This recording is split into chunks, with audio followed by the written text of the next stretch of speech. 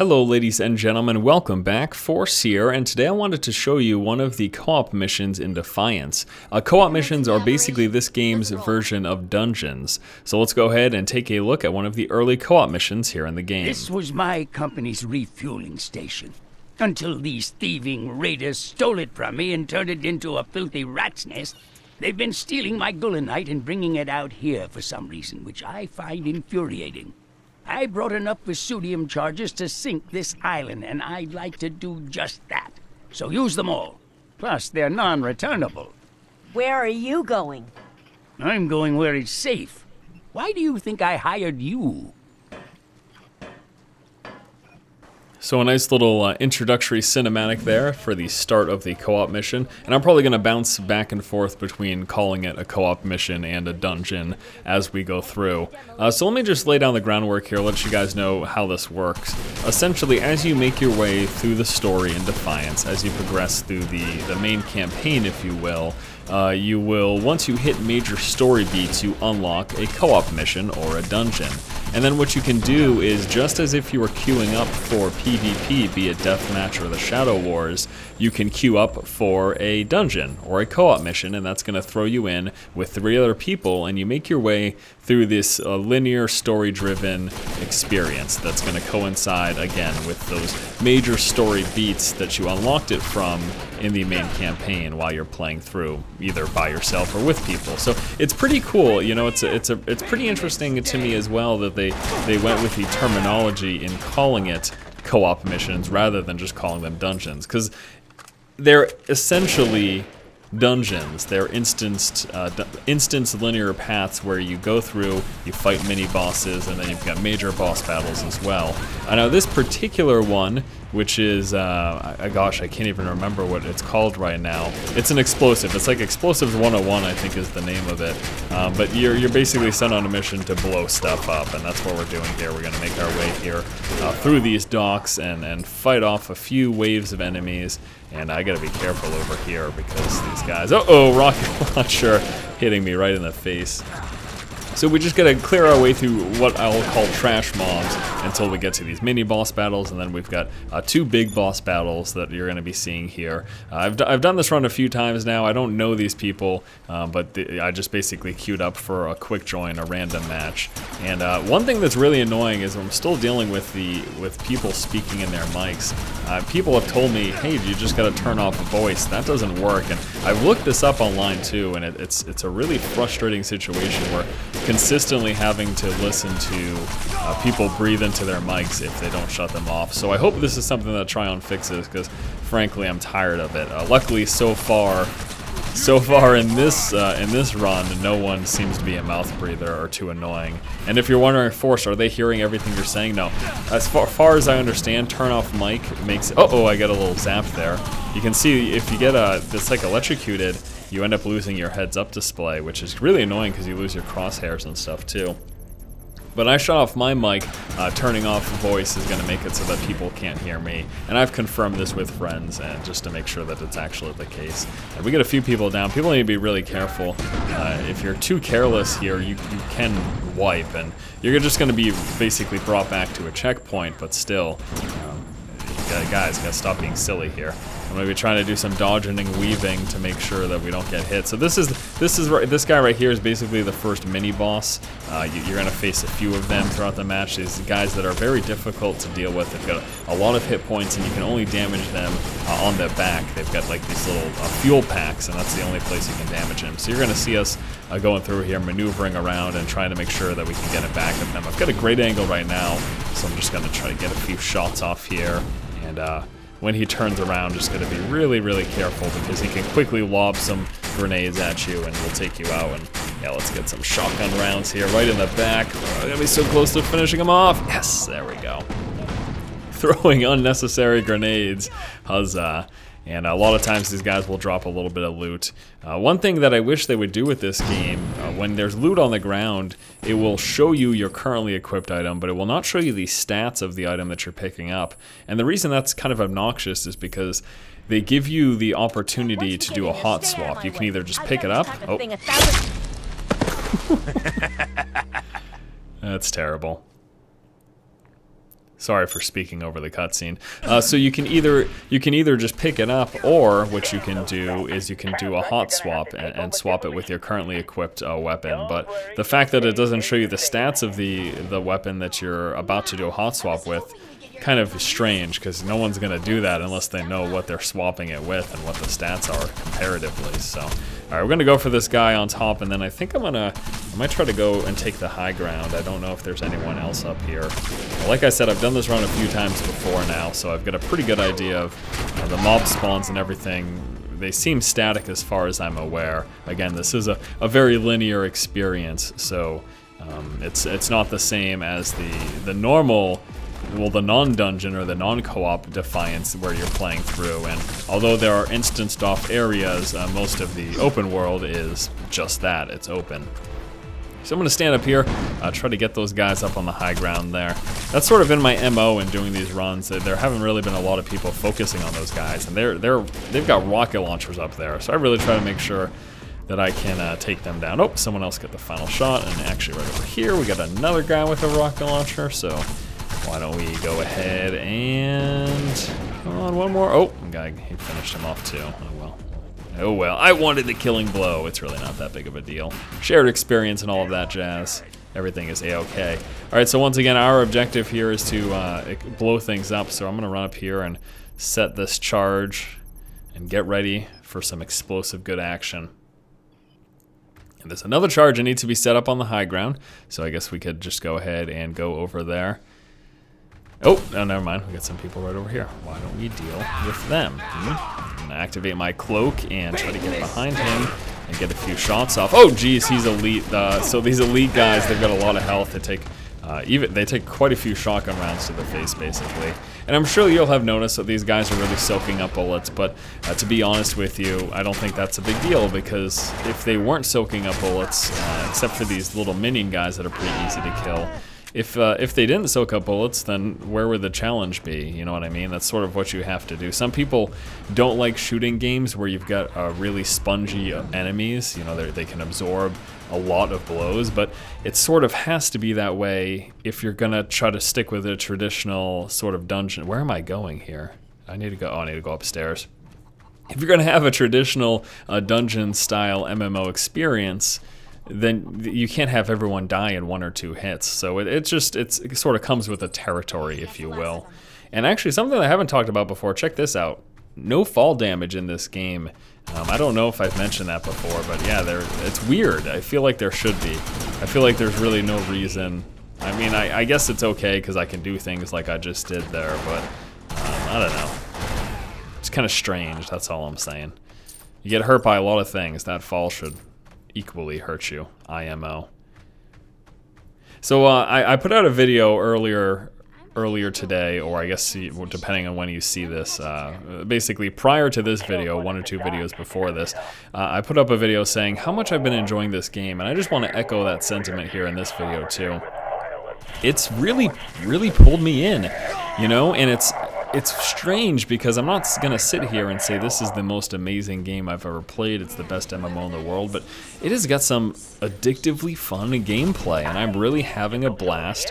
There's so much to do besides all the main story missions. I mean, I haven't made it to endgame yet, but besides all the main story missions and all the side missions, there's also things like time trials and these like berserker things where you've got to fend off waves of enemies, and then we've got the PvP, which the team deathmatch PvP is pretty lackluster, but there's also the Shadow War, which is a sort of a more open world objective based PvP, and then we've got these co-op dungeons and stuff too. Like there's a lot of content. Maybe that's why I'm really enjoying this so much. Another game that people like to bring up when they're I gotta get this shield guy here.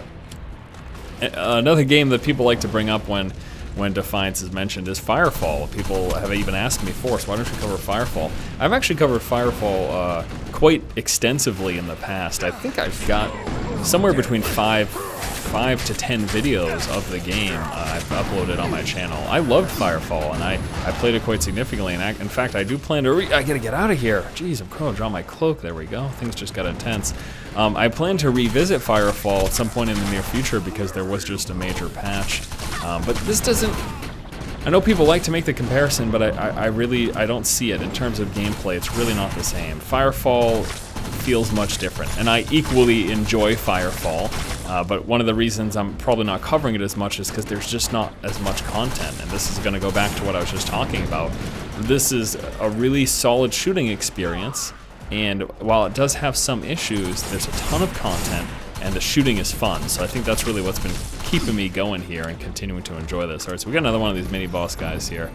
I'm gonna fill up on ammo first, and then gonna go down and try to get, again, we've got to shoot that little backpack thing of his. Let's try to get a few shots off, and ooh, rockets, where the heck is that coming from? What?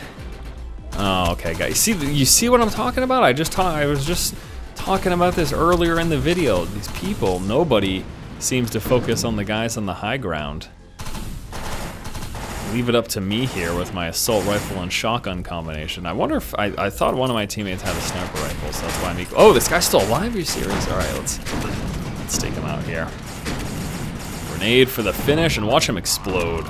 Look at those animations, so cool. And once again, since he's a mini boss, he's given us a little bit of loot. Now, let me talk about the guns in this game. See, people have been asking me, hey, is this pay to win? Can you purchase the best guns in the game? From my own experience, and also from reading the forums, from what I've gathered is that, I'm just gonna run in here and set these charges. There should be one, oh yeah, there's one upstairs. What I've gathered is that it's a very minute difference between basically a level 1 weapon and a high-end weapon. In terms of the potential damage, the biggest thing that you're going to get is additional guy up top again. The biggest thing that you're going to get are additional modifiers with the higher end weapons, and then a slight increase in effectiveness. We're talking like maybe 5%. It's really crazy. So no, this game is not pay to win. You can definitely find some really great weapons, but you can find some amazing weapons early game and some amazing weapons late game, you know, either or. Is there a guy coming up? Yes, there's a guy coming up. A perfect example of this is I've got a loadout here. You'll have multiple loadouts for your characters for basically weapons and perks. And one of my loadouts has got a sniper rifle. I gotta get this guy. These shield guys are really annoying. You gotta basically disrupt them before you get any shots off. So we're gonna try to melee him and then get a few shots off. There we go. Wonderful, wonderful. What was I saying? I completely lost my train of thought. Oh yes, so the sniper rifle that I have in my loadout is a sniper rifle that I found within the first 30 minutes of playing the game. I have found higher rarity sniper rifles since then, but they're just not as good.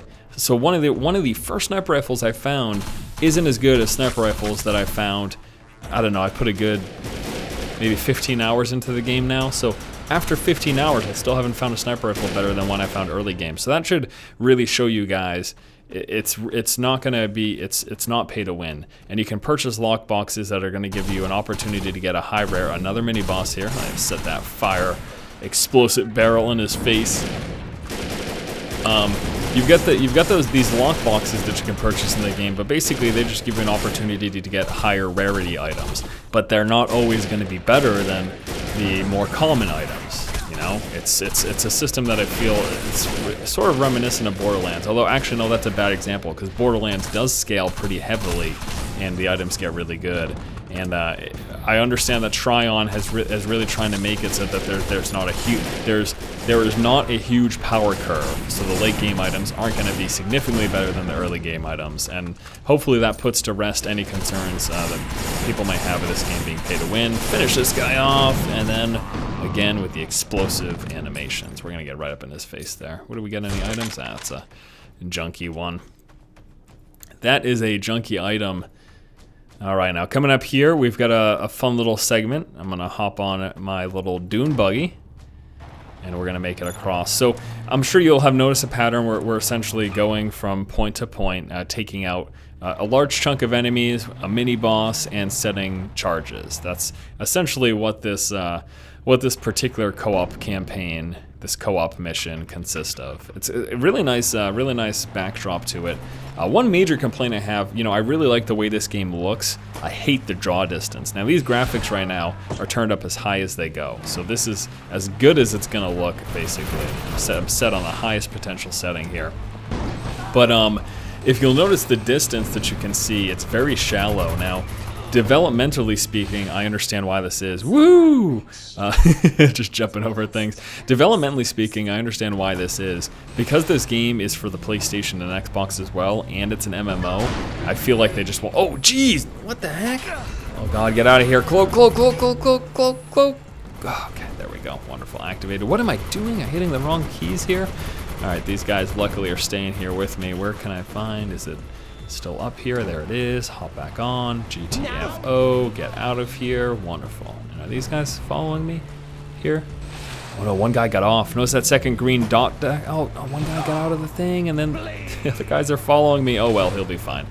Okay, so the draw distance, my understanding of this is the reason they're doing this is because this game is also played on the PlayStation 3 and Xbox 360. They couldn't push it too far.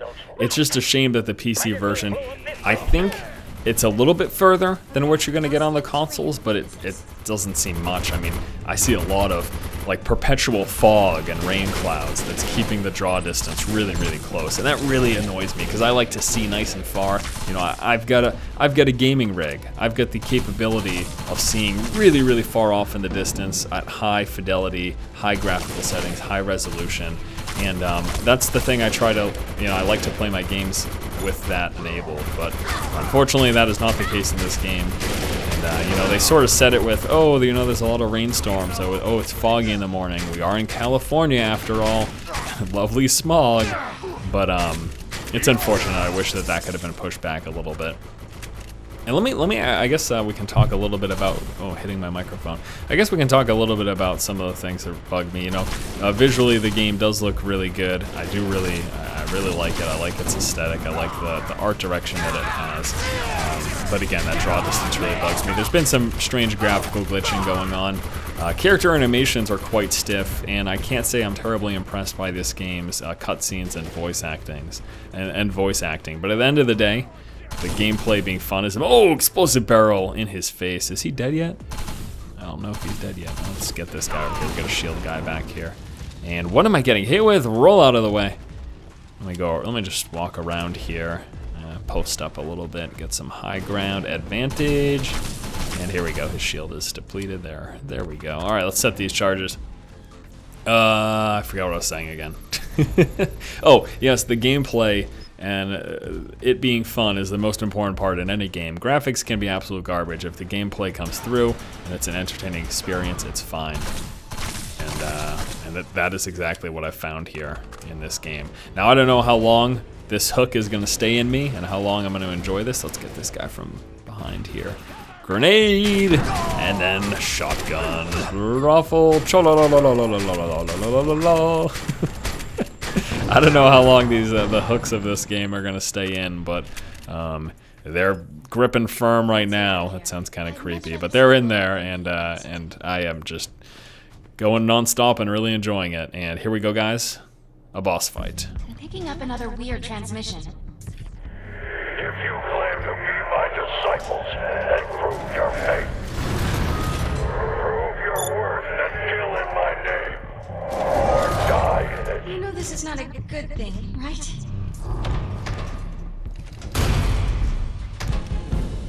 Big, angry ogre. So many load screens. Big, angry, ogre-looking dude. What is it? It's a Raider Hulker. So this guy, he's got pretty standard fight mechanics. If you've played an MMO, you'll be familiar with how this works. He runs up and charges people. He's going to telegraph this by facing you. He's also throwing some projectiles there that you need to dodge out of the way. And then his next stage is he enrages and he charges into a wall, stunning himself. So this is, you know, pretty familiar MMO boss fight mechanic, and I'm okay with that. This is an MMO after all. And now he's stunned himself, he's in a weakened state, so he can take a few shots in the head to get some critical strikes, and then repeat the process. Rinse and repeat is how it works. So, you know, it's pretty familiar. And again, that's okay. That's just an observation, not a complaint. Just stating what we see here. And I got a stealth because I am a little worried here. So he's going in rage now. He's going to start charging into the walls. He's going to do this a few times around. He's gonna stun himself. There it is. Oh, of course I have to reload now. You gotta be kidding me. Grenade throw. Watch out for his grenade. Oh, no, watch out. So check out that little, so that one character right there, if you'll notice that little healing beam. There are healers in this game, and she is using what's effectively a healing gun. It replenishes shields and health of allies, and if targeted to enemies, it depletes their shields and health. So it's pretty cool. There are healers in this game. It's funny because I only found that out a few hours ago. I didn't even realize until I picked up one of those guns and I read its description. I said, "Oh, you can replenish allies' health." Okay, that's that is fantastic. And the reason I didn't think that there were healers is because the ego skill tree, which is this game's skill system, nice and dead, I didn't notice any healing abilities in there or any healing perks. So watch him die, and then let's go pick up the loot. Fat loot, getting blues. And then the special blue ammunition, these have been in a lot of the boss battles that I've been to.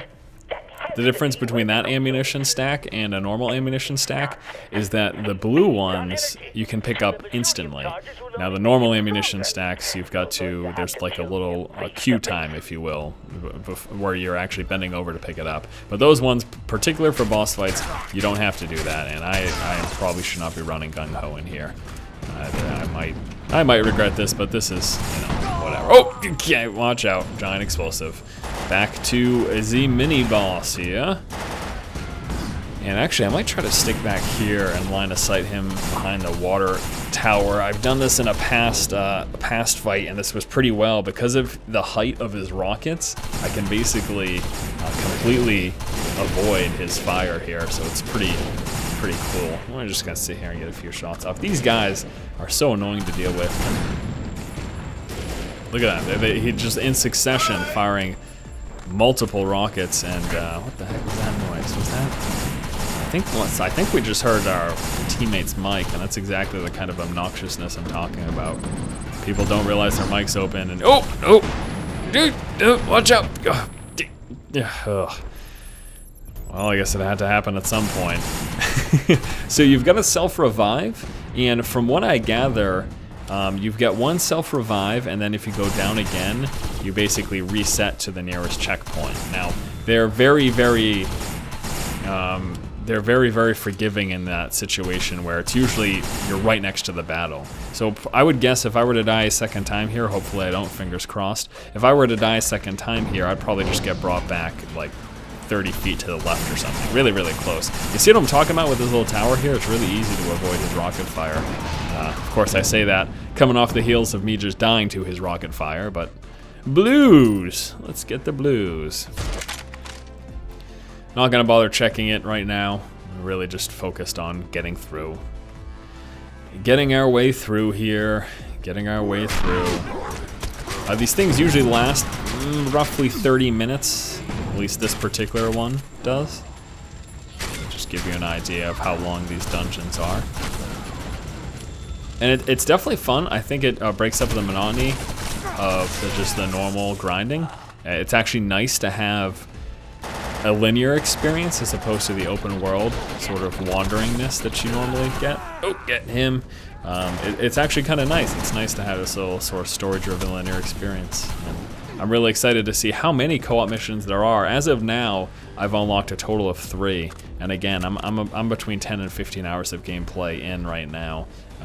Ego level 222. It's a really strange system, but that's, as far as I can tell, that's basically the leveling system. People told me it goes up to 5,000. However, before you freak out, people told me that goes up to 5,000, but you only really need to go up to, like, I think it was like 500 or something until you basically have everything, and then it just perpetually kind of keeps on going. I'm assuming that's to consider DLC or expansions or whatever that they're gonna have. I don't know. It's definitely a weird system. I guess maybe just as you progress that far, basically as you go up in ego levels, that's how you get skill points for your perks. So the things that are adjacent to my cloak perk, which is the one that I have, my cloak ability, the perks for that cloak ability you basically unlock every time you level up an ego level. And it's not like I don't go from 222 to 223. It's usually a significant bump. It's a strange system. I don't quite understand it yet. So if anyone knows exactly how that works, please let me know. But I've never just gone up one. You go up like a significant chunk. And we need to wait for everyone to get in here before we can progress to the final boss battle. Guys, come on. What do you... Get over here. Yeah, you too, buddy. Thank you. Okay, here we go. Into the final boss battle. The final countdown. Alright. A little cinematic here.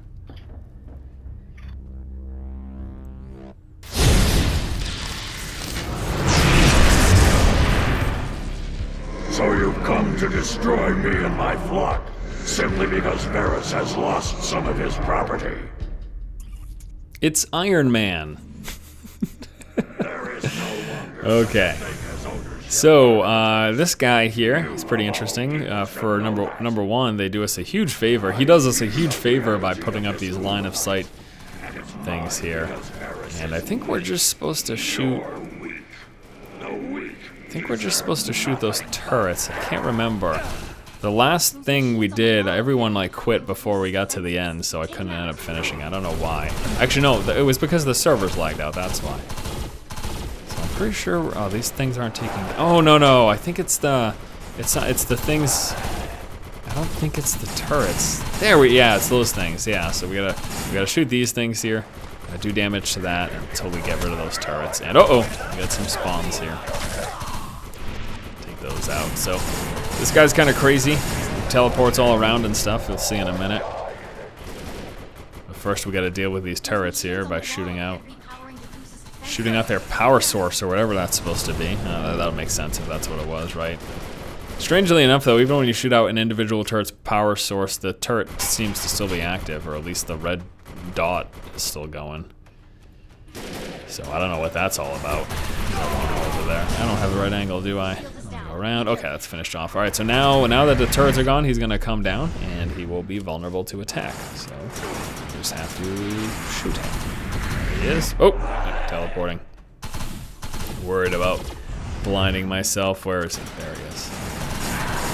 Couple shots off there. You see, he takes damage pretty quickly, but he's gonna keep going back and forth here with these phases. So again, once more, chilling up there with his super cool turrets. So we're gonna take those out. Come on, these things. Are my teammates even helping with this? I don't know. Get that. Get it. There you go.